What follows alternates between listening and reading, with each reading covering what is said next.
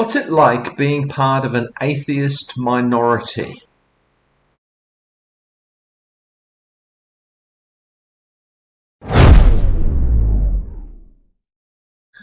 Australia is a very secular nation.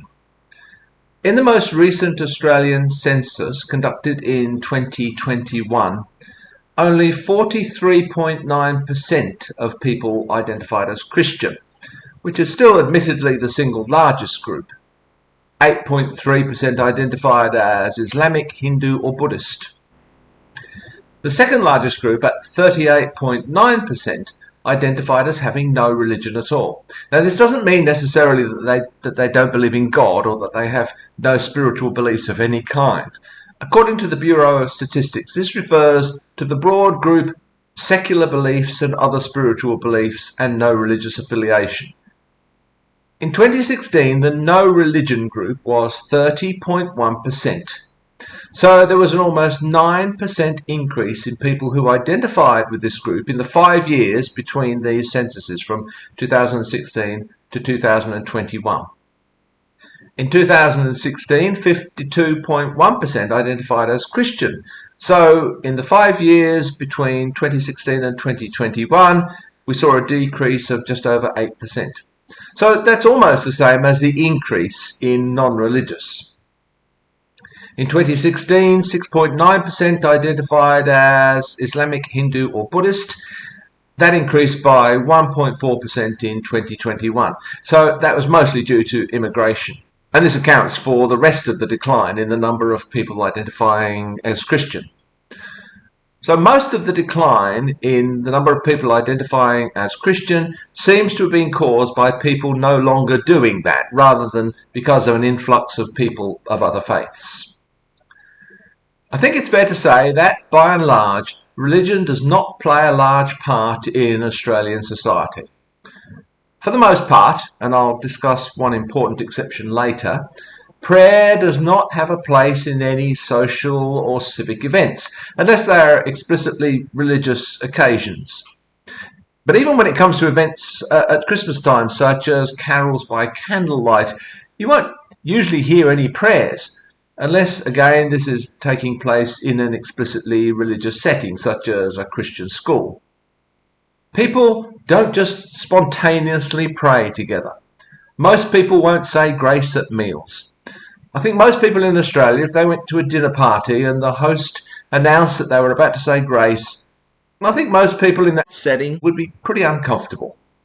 Of course, if you happen to be a Christian and move largely in Christian circles, your experience will be entirely different. We live in different subcultures, you and I. By and large, though, there is very little leakage from within the Christian subculture into society at large. Such practices are restricted to the subculture itself. There are other societies where this is clearly not the case, where being a Christian is considered to be entirely the norm.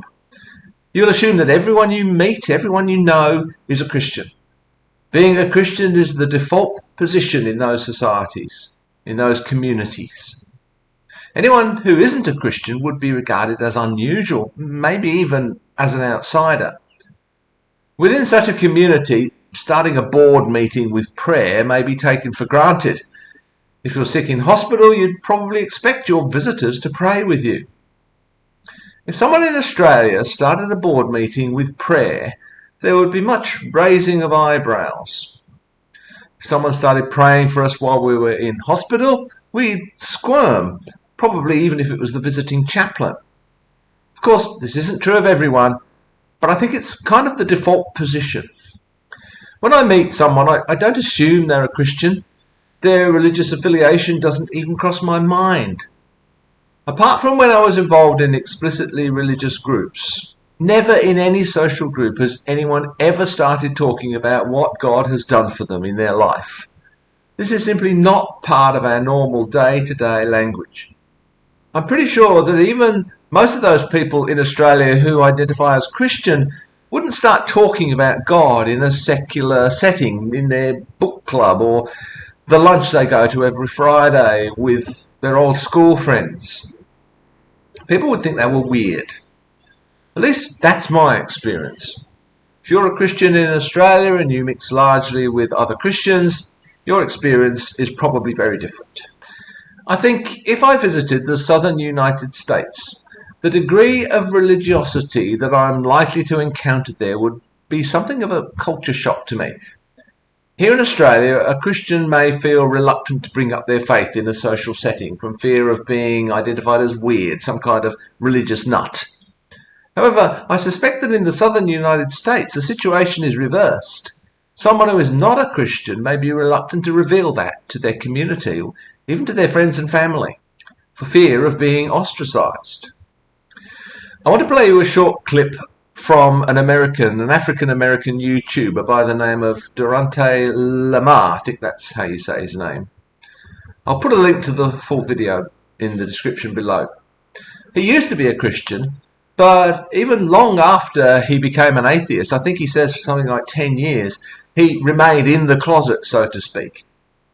In this video, he's discussing some of the experience of black non-believers, as this was collected by an organisation called Black Non-Believers. And again, I'll put a link to their webpage in the description below. The very existence of such an organisation called Black Non-Believers is itself already testimony to the very different cultures in which he and I live. So here's Durante.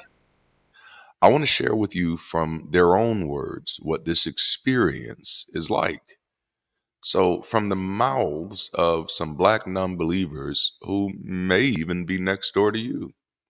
This is from a male from Puerto Rico. He says, there is not so much stigmatization in my community as there is a non-recognition that we are among them. People speak ill of non-believers, not out of malice, but because we are perceived as mere abstractions. I can relate to that. Another person says, a male from Texas, my community is hardcore religious, so I have to hide my secular belief in any beliefs or thoughts or activities that don't align with what is described in the Bible. Having to watch what I say around my community limits my ability to speak freely, as I don't want to get caught out and exposed.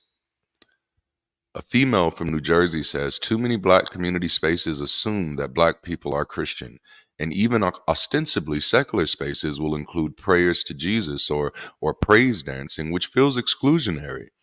I haven't been targeted personally in such spaces, but I do find that I am much more likely to hide my non-religiousness when talking to people in such spaces.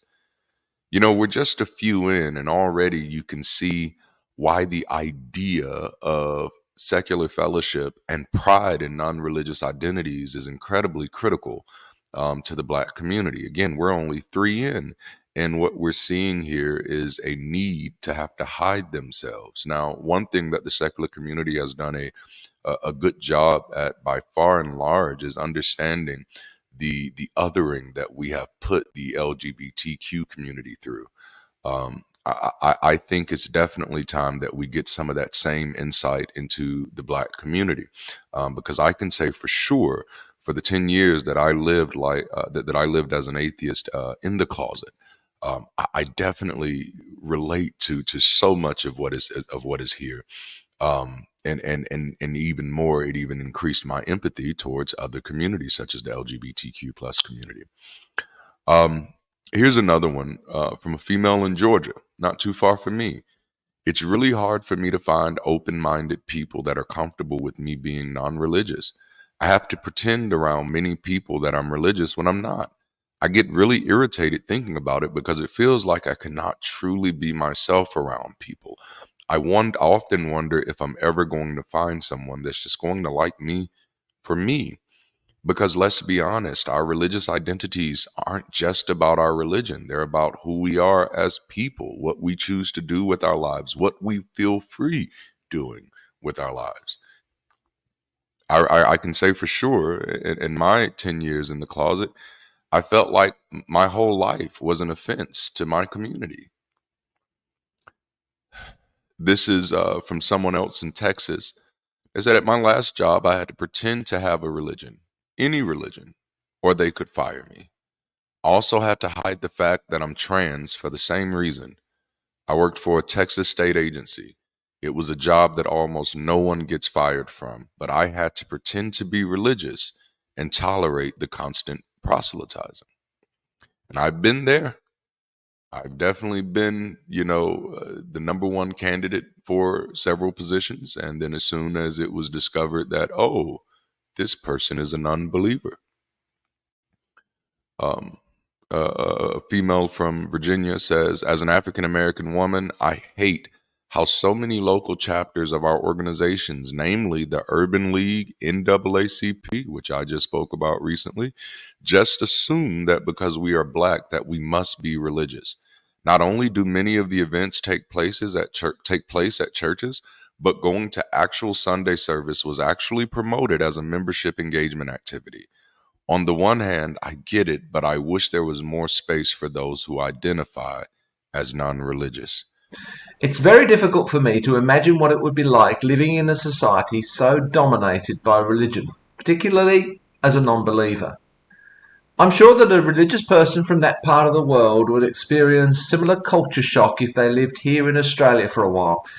We each live in our own cultural bubbles, which we assume are normal. I hope people don't take offence at the way Durante borrows language from the LGBTQ plus community here.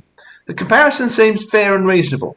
And it's also worth pointing out that Durante himself sees this as an opportunity to help people understand what the LGBTQ plus community has been experiencing for so long.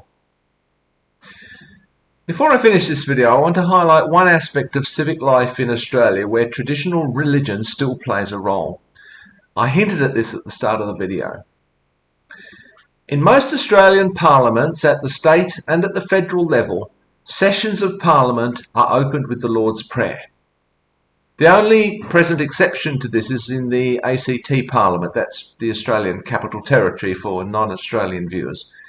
There, at the start of each sitting, the Speaker says, "Members, at the beginning of this sitting of the Assembly, I would ask you to stand in silence and pray or reflect on our responsibilities to the people of the Australian Capital Territory."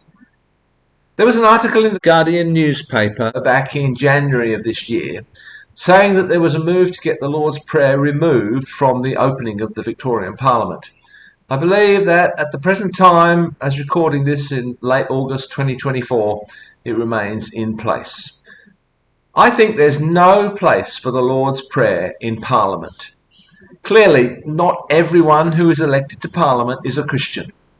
If those people are representative of the broader Australian community, you might expect only about 43.9% of those people to identify as Christians.